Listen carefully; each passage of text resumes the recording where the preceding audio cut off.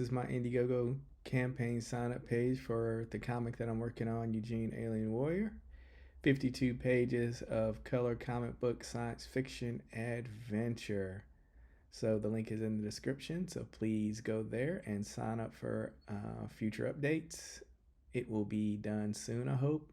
Only thing left is the coloring of the last 24 pages. So go there and sign up. Thank you.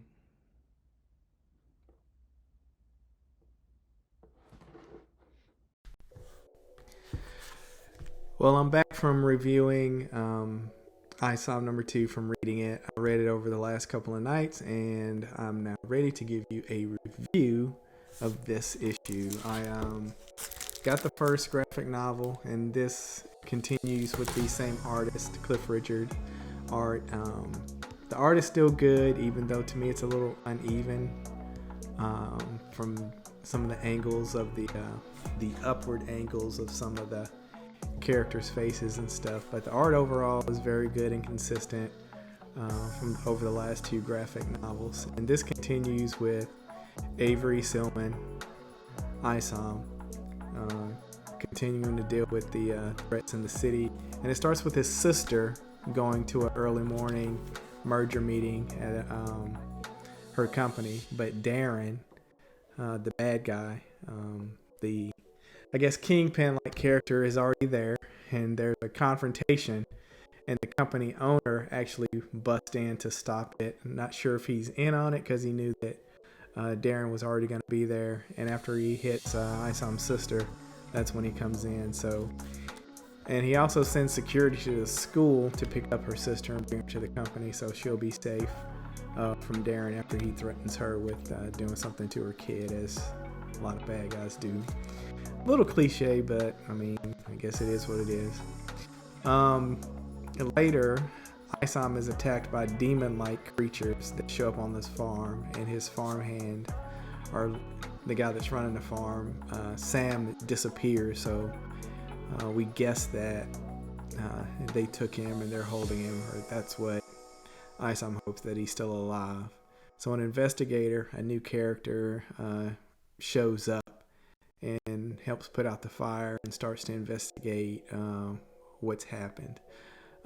There's a flashback scene that shows why Isom quit being a hero and his failure of not saving someone, and also of him getting a newer suit.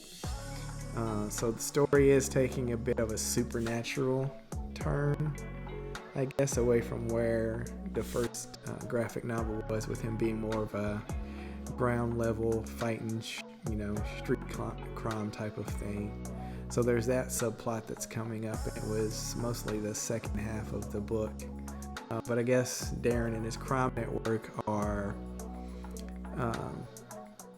still the main plot, and this is another subplot.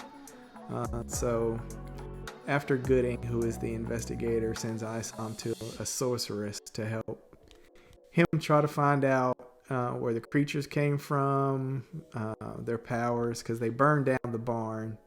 They kind of lit themselves on fire and self-destructed and burned down the farmhouse. So he sends Isom to visit a sorceress who can hopefully help him find out what the creatures are, where they came from.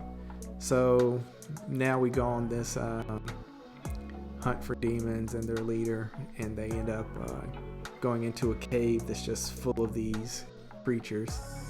So they fight through them, and they find Sam in one of the cells in the cave, so they rescue him, and they fight through that to escape.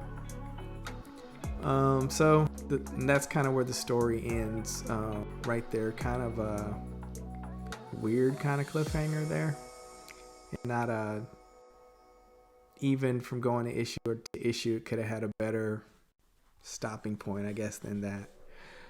There are some typos that I found in the book, like 3. I found like 3 typos, are just grammar mistakes in the 96 pages.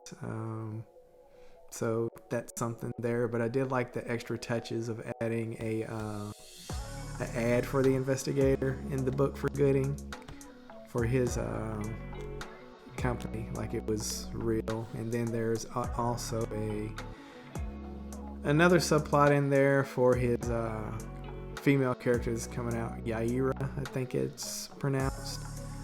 And just looking through some of the wreckage from the time when he failed, there's like a Spider-Man mask and I think a Dr. Fate mask in there. So I guess it was a comic book convention or sci-fi convention that they attacked. So it was little stuff like that in there, fun little stuff like that. So that's my review of it. The art is good, and a little uneven in areas.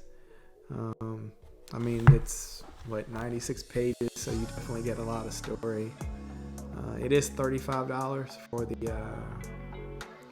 graphic novel, so a little pricey, but it does take you a couple. Depending on how fast you read, you can do it in a day, or if you just want to spend a couple days reading it to take up time. But the coloring is good. So yeah, just depends what your taste is. Don't know if I'll pick up the third one. I'll have to think about that because I kind of still don't know where the story's going. And I think after 2 graphic novels, you should kind of get a better idea, but that's just me. But kudos to all involved for Eric July trying to do his own thing and put out new characters, which is needed. So I still give it 2 thumbs up. So that's my review of Isom number 2. And again, I'll be preparing to go to the Baltimore Comic-Con next weekend, actually.